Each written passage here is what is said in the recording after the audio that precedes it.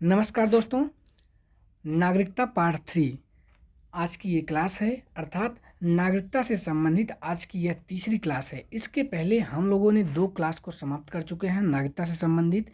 उसमें हम लोगों ने देखा कि नागरिकता की आधारभूत बातें क्या हैं। उसके बाद भारतीय संविधान में भाग 2 में अनुच्छेद 5 से 11 तक जो नागरिकता का प्रावधान किया गया है उसके बारे में हम लोगों ने देखा। अनुच्छेद 5, अनुच्छेद 6, अनुच्छेद 7, अनुच्छेद 8, अनुच्छेद 9, अनुच्छेद 10 और अनुच्छेद 11, इन सभी के बारे में हम लोगों ने पढ़ा कि इन अनुच्छेदों में क्या क्या बातें उल्लेखित हैं, कौन सा अनुच्छेद क्या कहना चाहता है, क्या हमें बताता है, क्या प्रावधान किया गया है, उसको देखा।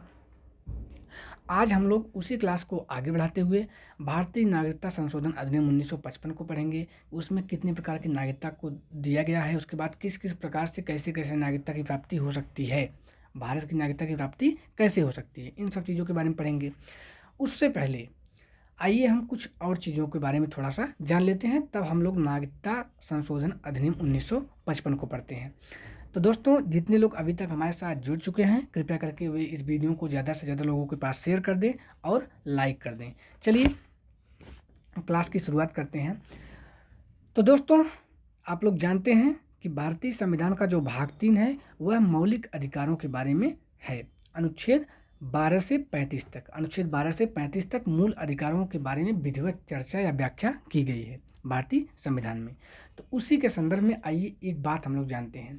आप लोग जानते हैं कि भारत में बहुत से लोग रहते हैं, कई प्रकार के व्यक्ति रहते हैं। आप लोग जानते हैं व्यक्ति कानूनी दर्जे के अनुसार 4 प्रकार के होते हैं, तो भारत में भी इस प्रकार के व्यक्ति रहते हैं।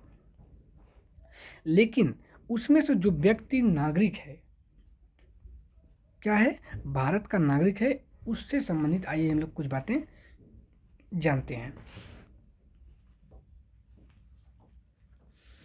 दोस्तों, आपको बता दें कि भारतीय संविधान का जो मौलिक अधिकार है भाग 3, उसमें कुछ ऐसे अनुच्छेद हैं जिसमें जो अनुच्छेद केवल भारतीय नागरिकों को ही प्राप्त हैं, अर्थात वे अधिकार केवल भारतीय नागरिकों को प्राप्त हैं, किसी विदेशी व्यक्ति या किसी अन्य व्यक्ति को नहीं। किसे प्राप्त हैं? केवल व केवल भारतीय नागरिकों को। देखते हैं कौन सा अनुच्छेद है। अनुच्छेद 15, 16, 19, 29 व 30 ये ऐसे अनुच्छेद हैं। मूल अधिकार की ये ऐसे अनुच्छेद हैं, मौलिक अधिकार की ये ऐसे अनुच्छेद हैं जो केवल व केवल भारतीय नागरिकों को प्राप्त हैं, किसी अन्य व्यक्ति को ये अधिकार प्राप्त नहीं है। इस बात को आप लोग ध्यान रखिएगा। इससे संबंधित कई बार प्रश्न आ चुके हैं कि अनुच्छेद 15, 16, 19, 29, 30 किसे प्राप्त है, भारतीय नागरिकों को प्राप्त है या विदेशी को प्राप्त है या सभी को प्राप्त है। इस प्रकार का प्रश्न आपके सामने आ सकता है, तो आप लोग याद रखिएगा 15, 16, 19, 29, 30 ये ऐसे अनुच्छेद हैं जो केवल भारतीय नागरिकों को प्राप्त है। इन अनुच्छेदों को आप लोग ध्यान में रखिएगा। ये हुई पहली बात। दूसरी बात आइए हम लोग देखते हैं कि दूसरी बात क्या है। आपको बता दें कि भारत में भारतीय नागरिक ही संवैधानिक पद ग्रहण कर सकता है। इसका अर्थ यह हुआ कि यदि किसी भी संवैधानिक पद, मतलब ऐसा पद जिसका उल्लेख संविधान में है, ऐसे पद पर यदि किसी को जाना है तो वह केवल भारतीय नागरिक ही जा सकता है। कोई विदेशी व्यक्ति ऐसे पदों पर नहीं जा सकता। उसे भारत की नागरिकता ग्रहण करनी होगी, उसके बाद ही वह उस पद पर जा सकता है। इस बात को आप लोग ध्यान रखिएगा। इसका अर्थ यही हुआ कि कोई भी व्यक्ति संवैधानिक पद ग्रहण करने से पहले यह आवश्यक है कि वह भारत का नागरिक हो। उसके बाद तीसरी बात, भारत में राष्ट्रपति बनने के लिए यह आवश्यक नहीं है कि वह व्यक्ति जन्म से भारत का नागरिक हो या जन्म भारत में हुआ हो उसका, केवल भारत का नागरिक होना आवश्यक है। इस बात का तो इसको फिर से समझते हैं कि यदि कोई व्यक्ति राष्ट्रपति बनना चाहता है, कहाँ का, भारत का, यदि भारत का राष्ट्रपति बनना चाहता है तो उसके लिए सिर्फ एक शर्त आवश्यक है। पहली शर्त क्या है? वह भारत का नागरिक हो, वह जन्म से भारत का नागरिक है, इससे कोई वास्ता नहीं, कोई मतलब नहीं, वह उसका जन्म भारत में हुआ है नहीं, इससे कोई मतलब नहीं। केवल व केवल एक शर्त पूरी करना चाहिए कि वह भारत का नागरिक है। कब से है इससे कोई मतलब नहीं, लेकिन भारत का नागरिक होना आवश्यक है। लेकिन आपको बता दें कि अमेरिका का राष्ट्रपति बनने के लिए अमेरिका का जन्मजात नागरिक होना आवश्यक है दोस्तों। अर्थात अमेरिका का यदि राष्ट्रपति आपको बनना है तो वहाँ की नागरिकता जो है जन्मजात होनी चाहिए। अगर आप जन्म से जन्मजात नागरिकता आपके पास अमेरिका की नहीं है तो आप लोग अमेरिका का राष्ट्रपति नहीं बन सकते या कोई भी नहीं बन सकता। लेकिन भारत में ऐसा नहीं है। तो दोस्तों इसका अर्थ यह हुआ कि इस जन्म में हम लोगों में से कोई जो अमेरिका का जो नागरिक नहीं है वह वहाँ का राष्ट्रपति नहीं बन सकता। इस जन्म में तो नहीं बन सकता। अगले जन्म में यदि आप पुनर्जन्म पे विश्वास करते हैं तो अगले जन्म में यदि आप अमेरिका में पैदा होते हैं, वहाँ की नागरिकता आपको मिलती है, तो आपके पास ये अधिकार है, आप वहाँ का राष्ट्रपति बन सकते हैं, चुनाव लड़ सकते हैं। चलिए आइए आगे अब देखते हैं। तो ये थी कुछ महत्वपूर्ण बातें जिसके बारे में हम लोगों ने चर्चा की। आइए अब हम लोग चलते हैं भारतीय नागरिकता संशोधन अधिनियम 1955 की तरफ। तो जैसा कि आपके स्क्रीन पर दिख रहा है भारतीय नागरिकता संशोधन अधिनियम 1955। तो दोस्तों आपको बता दें कि आप लोग जानते हैं कि अनुच्छेद 11 के तहत भारतीय संसद पार्लियामेंट ऑफ इंडिया के पास ये अधिकार है कि वह नागरिकता से संबंधित उसकी समाप्ति या उसकी प्राप्ति से संबंधित किसी भी प्रकार का विधि बना सकता है। अनुच्छेद 11 में ये बात स्पष्ट रूप से लिखी है कि देश की विधायिका अर्थात भारतीय संसद ऐसा कर सकती है क्या कि नागरिकता संशोधन कर सकती है। तो दोस्तों 1955 में नागरिकता जो भारत की थी उसमें संशोधन किया गया संसद के द्वारा, जिसे हम लोग जानते हैं किस नाम से, भारतीय नागरिकता संशोधन अधिनियम 1955 के नाम से। तो दोस्तों आइए देखते हैं कि इस अधिनियम के तहत भारत की नागरिकता अर्जित करने के कितने प्रकार हैं। तो जैसा कि आपके स्क्रीन पर दिख रहा है कि 5 प्रकार हैं। तो दोस्तों आपको बता दें कि भारत की नागरिकता जो ग्रहण करने की विधि है, प्राप्त करने की जो तरीके हैं, जो विधियां हैं, वह भारतीय नागरिकता संशोधन अधिनियम 1955 के द्वारा 5 प्रकार से भारत की नागरिकता ग्रहण की जा सकती है। इस बात को आप लोग ध्यान रखिएगा। वे 5 प्रकार के इस प्रकार हैं, जैसे आप जन्म से बाय बर्थ, ये पहला तरीका है नागरिकता प्राप्ति का। दूसरा पंजीकरण द्वारा बाय रजिस्ट्रेशन। तीसरा देशीकरण द्वारा बाय नेचुरलाइजेशन। चौथा वंश द्वारा या रक्त संबंध द्वारा बाय डिसेंट। उसके बाद 5वां जो है सहकारिता द्वारा या किसी भूभाग को भारत में मिलाकर बाय इनकॉर्पोरेटिंग के द्वारा। तो आइए अब इसको हम लोग समझते हैं कि ये क्या क्या विधियां हैं, इस विधियों में क्या क्या शर्तें होनी चाहिए नागरिकता प्राप्ति की। कैसी नागरिकता? भारत की नागरिकता। तो चलिए देखते हैं दोस्तों। तो पहला जो है जन्म से बाय बर्थ, इसको हम लोग देखते हैं। तो हम पहले एक स्लाइड ऐड करते हैं। चलिए पहला क्या है?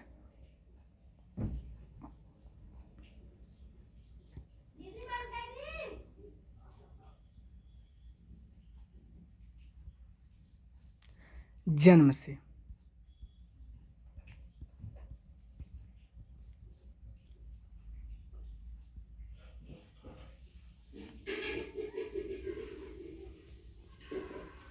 पहला है जन्म से। तो दोस्तों बाय बर्थ, इसे इंग्लिश में कहते हैं बाय बर्थ।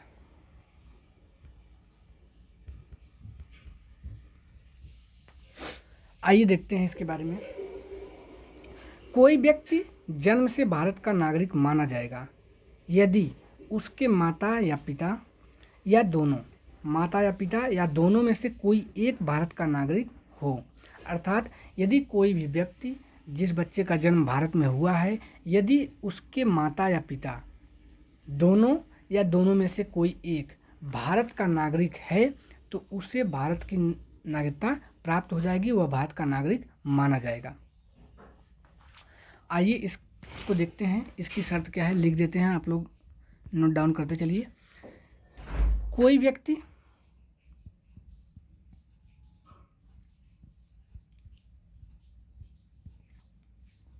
भारत का नागरिक माना जाएगा।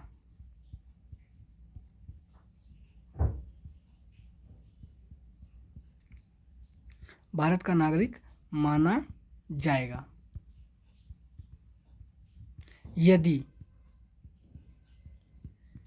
यदि उसके माता पिता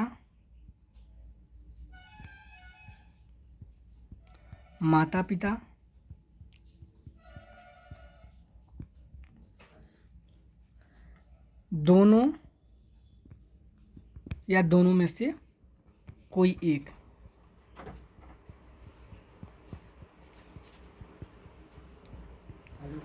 कोई एक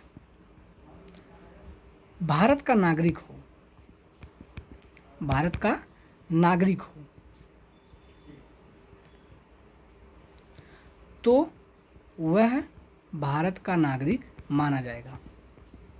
कौन? जो बच्चा जन्म लेगा।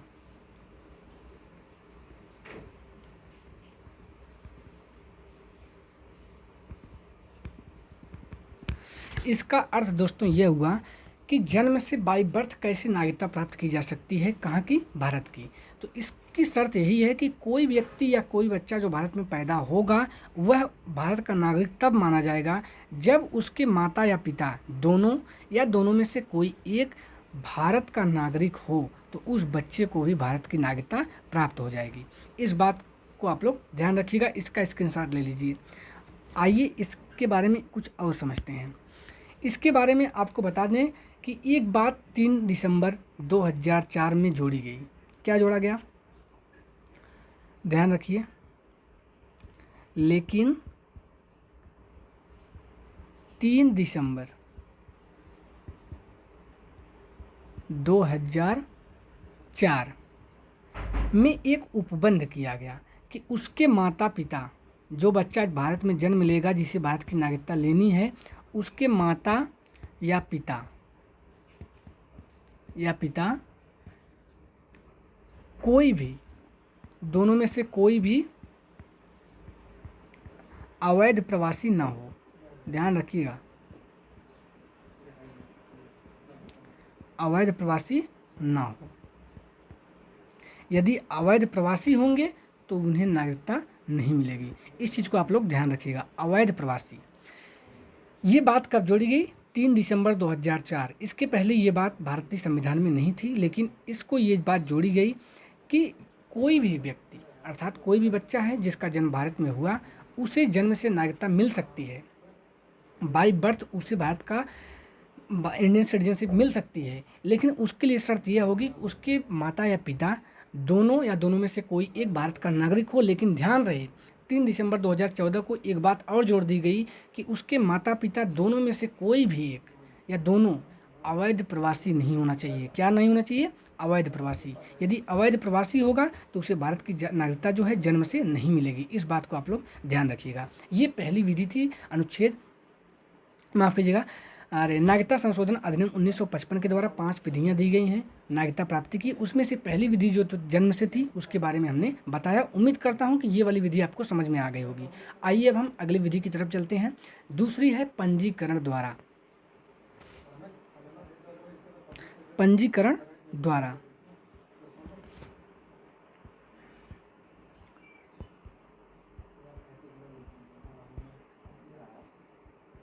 पंजीकरण द्वारा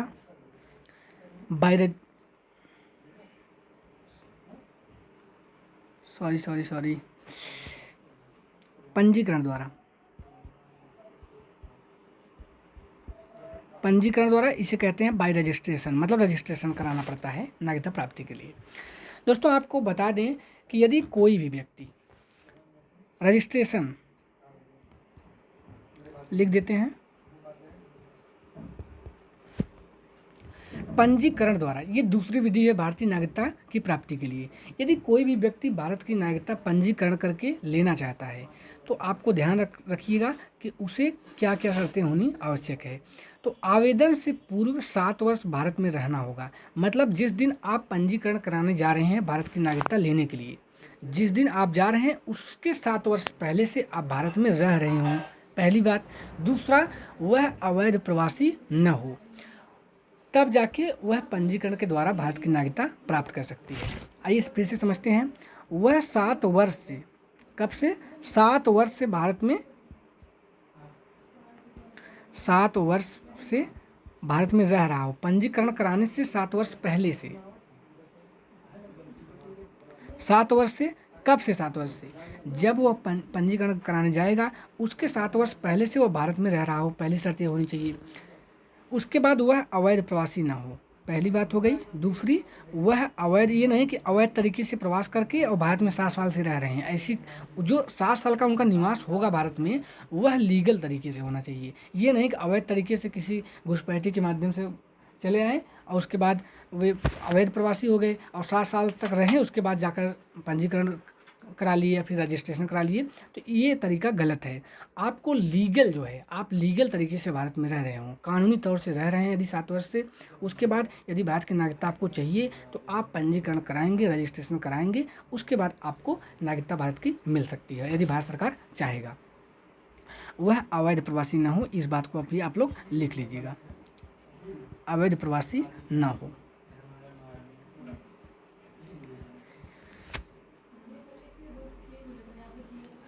उसके बाद दोस्तों आइए कुछ और देखते हैं।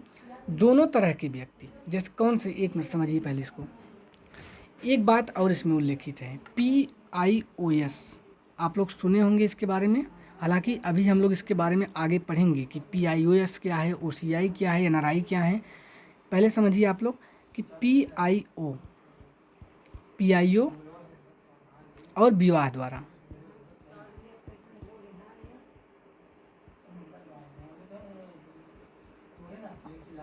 ये दोनों तरह के व्यक्ति होते हैं। जैसे PIO और विवाह के द्वारा, दोनों तरह के व्यक्ति को 5 वर्ष तक भारत में रहना अनिवार्य है। पहले ये अवधि 6 माह थी, लेकिन 1986 में इसे 5 वर्ष कर दिया गया। तो इसको समझिए, यदि आपको भारत का पंजीकरण करा के वहाँ की नागरिकता लेनी है, यदि आप PIO हैं, पहली बात तो यदि आप PIO हैं, हालांकि आपके मन में आ रहा होगा PIO क्या होता है, तो दोस्तों आपको बता दें कि जब हम लोग आगे की क्लास करेंगे तो उसमें PIO, NRI, इन सब के बारे में चर्चा की जाएगी। हालांकि पहले आप इसको समझिए। PIO जो होते हैं, उसके बाद यदि कोई व्यक्ति मतलब विवाह कर लिया, तो यदि उसे नागरिकता चाहिए, तो दोनों तरह के व्यक्ति जो होते हैं उन्हें 7 साल तक भारत में रहना आवश्यक नहीं है, उन्हें केवल भारत में 5 वर्ष तक रहना है। कितने वर्ष तक? 5 वर्ष तक। यदि वे 5 वर्ष तक भारत में रह लिए हों और PIO हों या विवाह द्वारा वे भारत में आए हों, तो उनको भारत की नागरिकता मिल जाएगी। क्या मिल जाएगी? भारत की नागरिकता मिल जाएगी पंजीकरण के द्वारा। लेकिन आपको बता दें दोस्तों, पहले ये अवधि 6 माह थी। कितनी थी? 6 माह। लेकिन बाद में इसे कब? 1986 में इसे बढ़ाकर 5 वर्ष कर दिया गया। तो 1986 से 5 वर्ष हो गया। इसके पहले ये अवधि कितनी थी? 6 माह थी। ये पंजीकरण द्वारा हो गया। आइए अब हम तीसरा समझते हैं। तीसरा क्या है? देशीकरण द्वारा। देशीकरण द्वारा,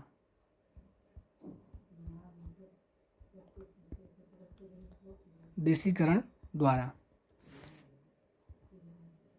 बाई नेचुरलाइजेशन, इसको आप लोग पूरा कर लीजिए। तो दोस्तों तीसरा देखते हैं कि बाई नेचुरलाइजेशन, देशीकरण द्वारा क्या है, क्या होता है, कि देशीकरण द्वारा किस प्रकार से नागरिकता प्राप्त होती है। यदि भारत सरकार के नज़र में कोई व्यक्ति, यदि भारत सरकार के नज़र में कोई व्यक्ति अच्छे चरित्र वाला, साहित्य, कला व विज्ञान आदि के क्षेत्र में उत्कृष्ट है, किस क्षेत्र में? वह अच्छा चरित्र हो इसका, या वह साहित्य के क्षेत्र में, या कला या विज्ञान के क्षेत्र में वह उत्कृष्ट हो, तो भारत सरकार उसे भारत की नागरिकता प्रदान कर सकती है। यह भारत सरकार के ऊपर निर्भर करता है। इस बात को आप लोग ध्यान रखिएगा। क्या क्या? इसको समझिए। अच्छे चरित्र वाला,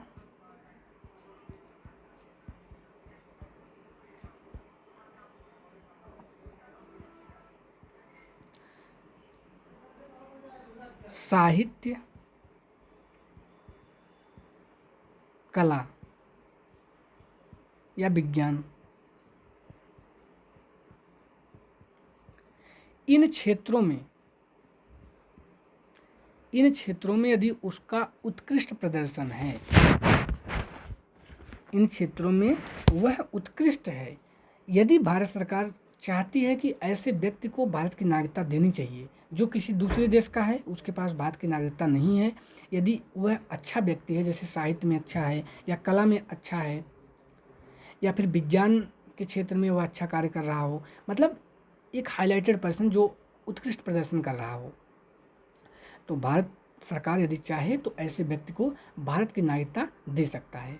ऐसा इसलिए है दोस्तों कि कोई भी मतलब जैसे कि कला वगैरह के क्षेत्र में, विज्ञान के क्षेत्र में, साहित्य के क्षेत्र में कोई अच्छा व्यक्ति है, यदि उसे भारत की नागरिकता इसलिए दे दी जाती है आसानी से कि वह भारत में आएगा तो भारत के लिए अच्छी बात है, भारत का नाम करेगा वो उस क्षेत्र में जाकर। तो इसलिए भारत सरकार यदि चाहती है तो ऐसे लोगों को नागरिकता दे सकती है।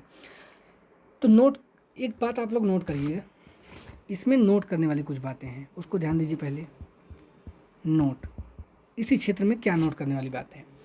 भारत सरकार ऐसे किसी देश के नागरिकों को इस प्रकार से नागरिकता नहीं प्रदान करेगा जो भारत के नागरिकों को इस विधि द्वारा नागरिकता न देते हों।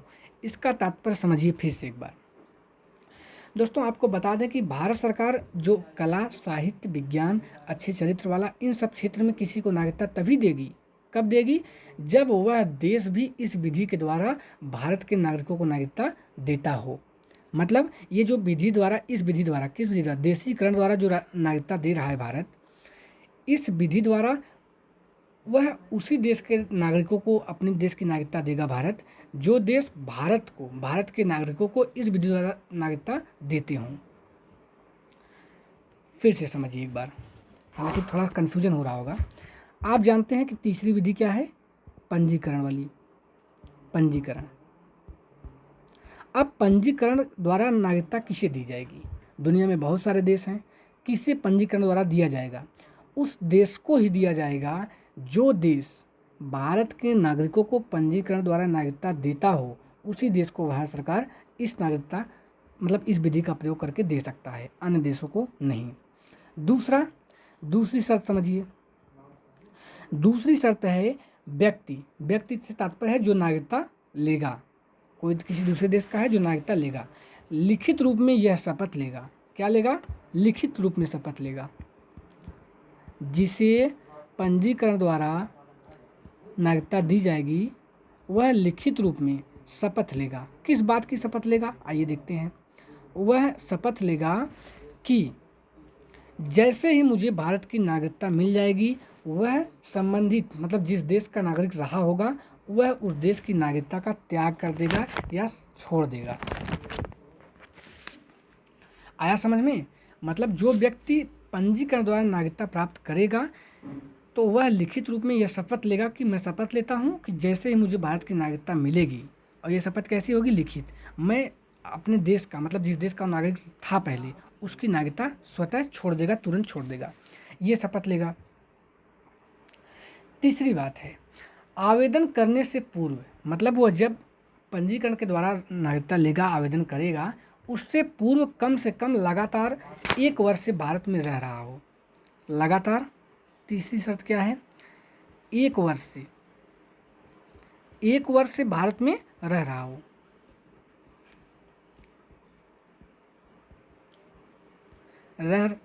हो। ये तीसरी शर्त है। ये नोट करने वाली बातें हैं, आप लिखते चलिएगा। पहली शर्त ये थी कि भारत पंजीकरण के द्वारा नागरिकता, माफ कीजिएगा, देशीकरण के द्वारा, भारत देशीकरण के द्वारा नागरिकता उसी को देगा जो देश इस विधि से भारत के नागरिकों को नागरिकता देता हो। दूसरी कि जो व्यक्ति भारत की नागरिकता इस विधि से लेगा वह लिखित रूप में यह शपथ लेगा कि मैं उस दिन से अपने देश की नागरिकता समाप्त कर दूंगा या छोड़ दूंगा जिस दिन मुझे भारत की नागरिकता प्राप्त हो जाएगी। दूसरी बात। तीसरी बात है कि वह 1 वर्ष से भारत में रह रहा हो, लगातार 1 वर्ष से, उसके बीच में वो किसी अन्य देश न गया हो, 1 वर्ष से लगातार भारत में रह रहा हो, तथा 10 वर्ष पूर्व से उसका संबंध भारत से रहा हो। उस 1 वर्ष को छोड़कर 10 वर्ष पूर्व से भारत से उसका संबंध रहा हो, मतलब भारत से वह संबंध अपना 10 वर्ष से रखा हो, उसके बाद 1 वर्ष से वह लगातार भारत में रह रहा हो जिस दिन वह आवेदन करेगा। लेकिन ध्यान रखिएगा कि ये जो 10 वर्ष वाली ये जो 10 वर्ष है, यह 1 वर्ष को छोड़कर बात हो रही है। 10 वर्ष जो है 1 वर्ष को छोड़कर बात हो रही है, इस बात को आप लोग ध्यान रखिएगा। ये जो 10 वर्ष है उसमें ये 1 वर्ष शामिल नहीं है, ये 1 वर्ष बाद है। मतलब पहले 10 साल से उसका संबंध रहा हो भारत से, उसके बाद 1 वर्ष लगातार वो भारत में रह रहा हो, तब वह इसके लिए अप्लाई कर सकता है इस तरह की। उसके बाद एक शर्त और महत्वपूर्ण है, वह शर्त क्या है?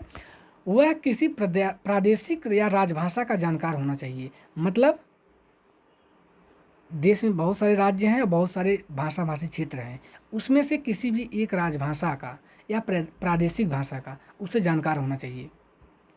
प्रादेशिक या राजभाषा,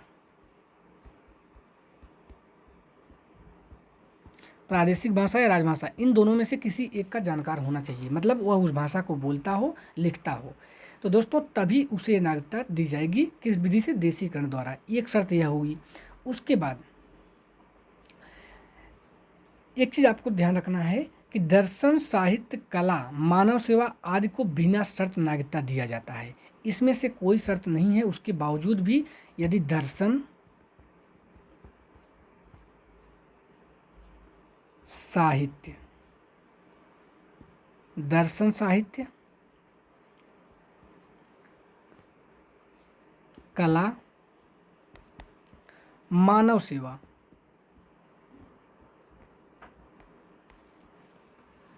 यदि इनमें से कोई व्यक्ति है तो उसे बिना शर्त के देशीकरण की जो नागरिकता का प्रावधान है उस प्रकार से दिया जा सकता है। अब एग्जाम्पल स्वरूप आप देखिए मदर टेरेसा, आप इनके बारे में जानते होंगे। इन्होंने भारत में अपनी सेवा दी थी, जिसके लिए इन्हें भारत की नागरिकता दी गई थी।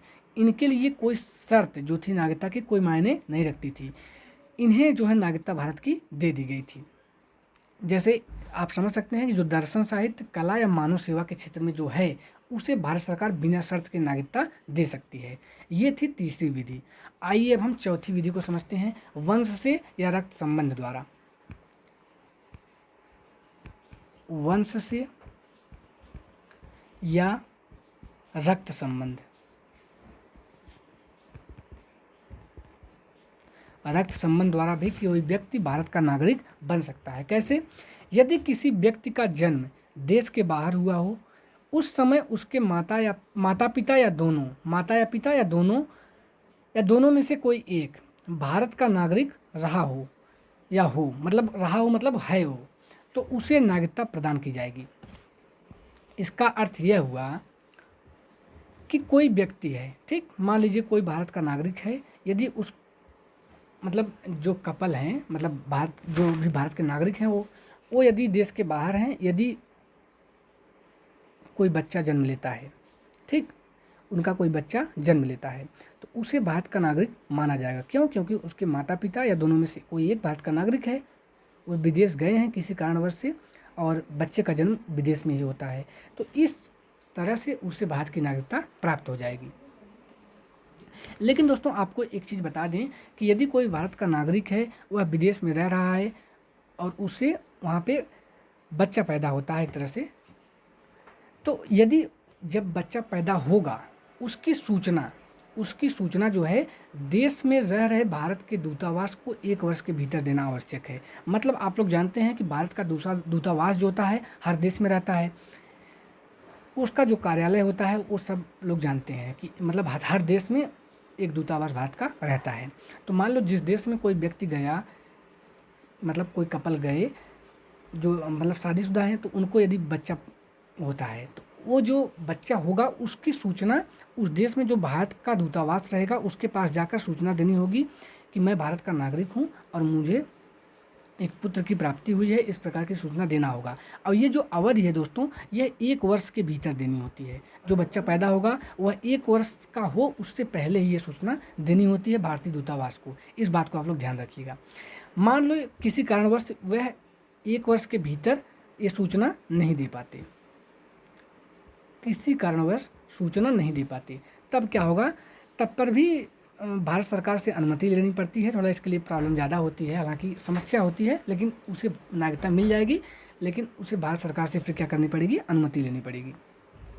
तो ये वंश से मतलब वो जो बच्चा है वो अपने वंश के अकॉर्डिंग, अपने रक्त संबंध के द्वारा भारत की नागरिकता प्राप्त किया। आपका उसका वंश क्या है, उसके माता पिता जो हैं वो भारत के नागरिक हैं, इसलिए उसे नागरिकता मिल जाती है, भले वो किसी दूसरे देश में पैदा हुआ हो। तो ये वंश से हो गया। अब पांचवा जो आखिरी है दोस्तों, उसको समझिए। आखिरी क्या कहता है? आखिरी है किसी भूभाग को भारत में मिलाकर, या सहकारिता के द्वारा भी इसे कहते हैं, सहकारिता के द्वारा। पांचवा है ये, पांचवा और अंतिम, सहकारिता के द्वारा।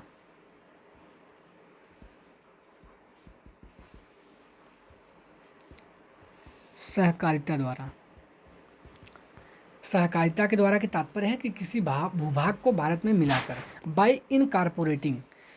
दोस्तों यदि कोई भूभाग भारत में शामिल हो जाए, कोई दूसरा क्षेत्र है, विदेशी क्षेत्र है जिस पर भारत का अधिकार नहीं है, यदि वह क्षेत्र भारत में शामिल हो जाए तो उसमें जो निवास करने वाली जनता होगी, जो व्यक्ति होंगे, वह उन्हें भारत की नागरिकता स्वतः प्राप्त हो जाएगी। इसको समझिए। जैसे आप लोग जानते हैं कि ये भारत का मैप है, मान लीजिए, मैप है मान लीजिए भारत का, हालांकि ये मैप नहीं बन पा रहा है, खैर समझिए।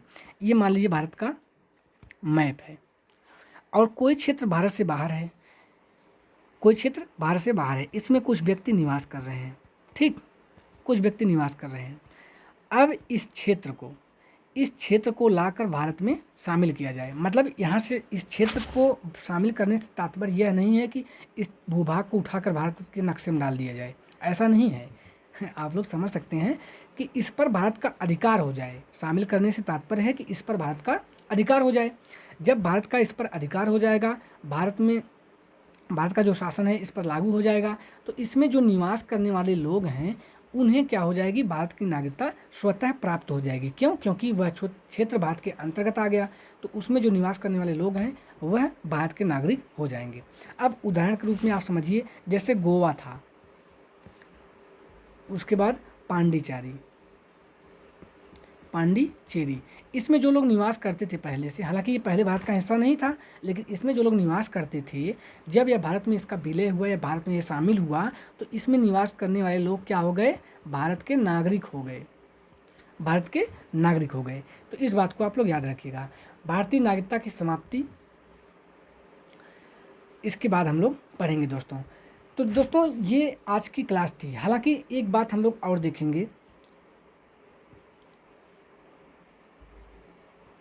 वह यह बात है अनुच्छेद 11। अब आप लोग सोच रहे होंगे कि अनुच्छेद 11 तो हम लोग पढ़ चुके हैं, तो फिर इसका जिक्र क्यों हो रहा है? तो आपको बता दें, कल की जब क्लास चल रही थी तो उसमें किसी ने कमेंट करके ये पूछा था कि सर विनियमन मतलब क्या होता है, सर विनियमन मतलब क्या होता है?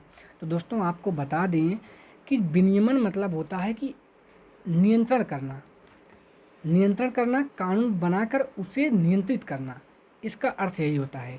जैसे संसद द्वारा नागरिकता के अधिकारों का मतलब नागरिकता संबंधी जो अधिकार हैं, विधि द्वारा मतलब विधि बनाकर, विनियमन मतलब नियंत्रण करना, किया जाना। इसका अर्थ यही हुआ कि जो विनियमन होता है उसका अर्थ होता है ऐसी व्यवस्था करना जिससे कोई काम या बात ठीक ढंग से और नियमित रूप में किया जा सके या हो, जिसे रेगुलेशन भी कह सकते हैं आप। तो दोस्तों विनियमन मतलब यही होता है कि नियंत्रित करना, विधि द्वारा उसे नियंत्रित करना सुचारू ढंग से। तो उम्मीद करता हूँ कि वह जो प्रश्न था आपका स्पष्ट हो गया होगा कि उसका अर्थ क्या होता है। तो ये विनियमन अनुच्छेद 11 में है। तो दोस्तों आज की क्लास यहीं पे समाप्त होती है। आज की क्लास आप लोगों को कैसी लगी आप लोग कमेंट करके ज़रूर बताइएगा, और कल मिलते हैं 11:30 बजे। कल आप लोग ज़रूर आइएगा।